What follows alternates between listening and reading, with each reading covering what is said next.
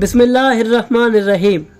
ہر سال اربعین کے موقع پر دنیا بھر سے کروڑوں لوگ عراق کی سرزمین کی طرف نکلتے ہیں۔ یہ وہ سفر ہوتا ہے جو صرف جسموں کا نہیں، روحوں کا ہوتا ہے۔ لوگ میلوں پیدل چلتے ہیں، تپتی دھوپ میں، تھکن اور پیاس میں، لیکن دل میں ایک ہی صدا ہوتی ہے، لبیک یا حسین، لبیک یا حسین۔ اربعین کی زیارت دنیا کا سب سے بڑا پرامن اجتماع ہے، جہاں نسل، مذہب، زبان یا رنگ کا فرق نہیں دیکھا جاتا۔ وہاں صرف ایک نسبت ہوتی ہے، وہ نسبت امام حسین علیہ السلام سے عشق کی نسبت ہے۔ لیکن افسوس، اس سال پاکستان میں لاکھوں زائرین کی امیدوں کو توڑ دیا گیا ہے۔ زمینی راستے بند کر دیے گئے ہیں، سرکاری سطح پر ویزا پالیسی محدود کی گئی ہے اور کچھ جگہوں پر مکمل طور پر بند کر دی گئی ہے۔ جو لوگ سال بھر حج و زیارت کی نیت لیے جیتے رہے، وہ آج بے بس اور غمگین ہیں۔ وہ جو امام حسین علیہ السلام کے در پر جانے کی تیاری کر چکے تھے، وہ آج آنکھوں میں آنسو لیے یہ سوال کر رہے ہیں کہ کیا حسین علیہ السلام کے مہمان ہونا اب جرم بن گیا ہے؟ لیکن ناظرین، یہ پہلا موقع نہیں ہے کہ کربلا جانے والے راستے بند کر دیے گئے یا زائرین کو روکا گیا۔ تاریخ گواہ ہے کہ جب جب یزیدی سوچ نے چاہا، زائرین امام حسین علیہ السلام کے راستے روکے گئے۔ عباسیوں کے دور میں، خاص طور پر خلیفہ متوکل کے زمانے میں، امام حسین علیہ السلام کی قبر کو منہدم کر دیا گیا، اس پر پانی چھڑوایا گیا تاکہ نشان مٹ جائے، اور زیارات پر پابندی لگا دی گئی۔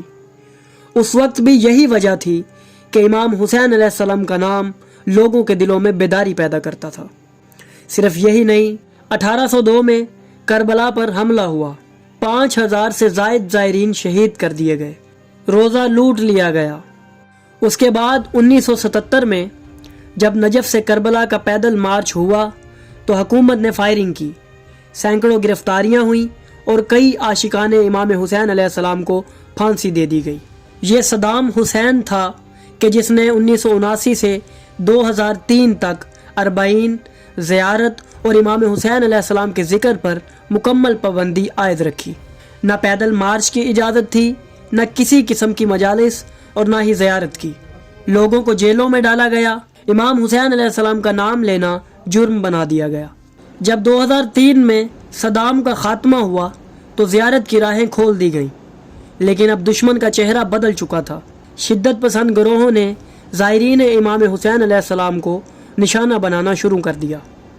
پیدل قافلوں پر بم دھماکے ہوئے، بازاروں میں خون بہایا گیا، خواتین، بچے اور بوڑھے بے گناہ شہید کیے گئے، صرف اس لیے کہ وہ امام حسین علیہ السلام سے محبت کرتے تھے۔ ناظرین، 2014 سے 2017 تک کربلا اور زائرین کو مکمل تباہ کرنے کی کوشش کی گئی، لیکن عراقی عوام، رضاکار، فورسز اور جوانوں نے ڈٹ کر مقابلہ کیا اور ایک بار پھر امام حسین علیہ السلام کے قافلے کو رواں دوا رکھا۔ پھر جب دنیا نے سکون کا سانس لیا تو 2020 میں ایک اور امتحان آیا، کرونا وائرس کی عالمی وبا۔ عراق نے غیر ملکی زائرین پر پابندی لگا دی اور مسلسل 2 سال تک عاشقان امام حسین علیہ السلام کے قافلے محدود رہے۔ لیکن دل کا قافلہ تو کبھی نہیں رکتا، نہ وہ متوکل روک سکا، نہ صدام اور نہ مختلف گروہ۔